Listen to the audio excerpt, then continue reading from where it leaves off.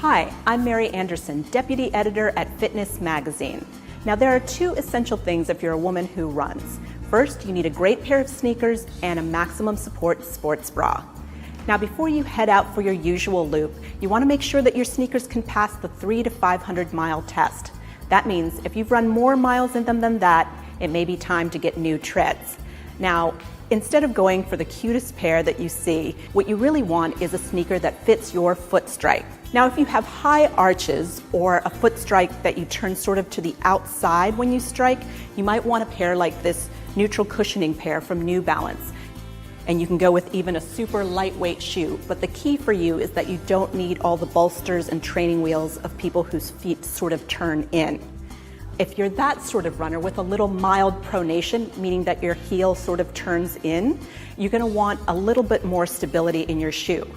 These New Balance, for instance, you can see they have gray dual density foam. That's going to give you a little extra support here. And if you severely overpronate, meaning you might have flat feet, you're going to want something that even has dual density foam, maybe back to the heel. That's maximum support to help you from overpronating. How do you tell what kind of foot strike you have? Well, there's a simple kitchen test that you can do. Take out a paper towel, wet the bottom of your foot, and step onto the towel.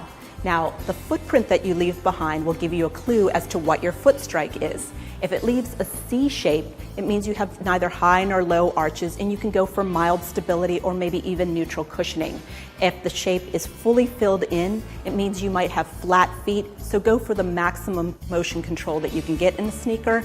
And if you've left two prints where the ball and the heel are with nothing in the center, that means you have high arches and should go for the neutral cushioning shoe. So now you've got your sneaks, and the second part you're going to need is a motion control sports bra. How do you choose? Turns out you can tell in a dressing room how it's going to work for you. 3 parts you want to test. First, check the straps. You want to give them a tug from top to bottom and make sure that the front strap doesn't have that much give.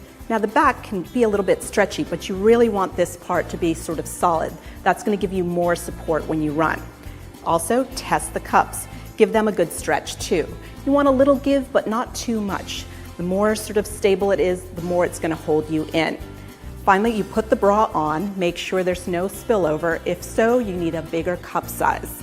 Last part is the band. Now 70% of the support of the sports bra comes from the band, so it's really important to get your size. When you put on the sports bra, put it on the furthest hook, and if you can slide a finger underneath it and pull it away from you more than 1 inch, your band is too big. You need to go down 1 size to get the support that you need.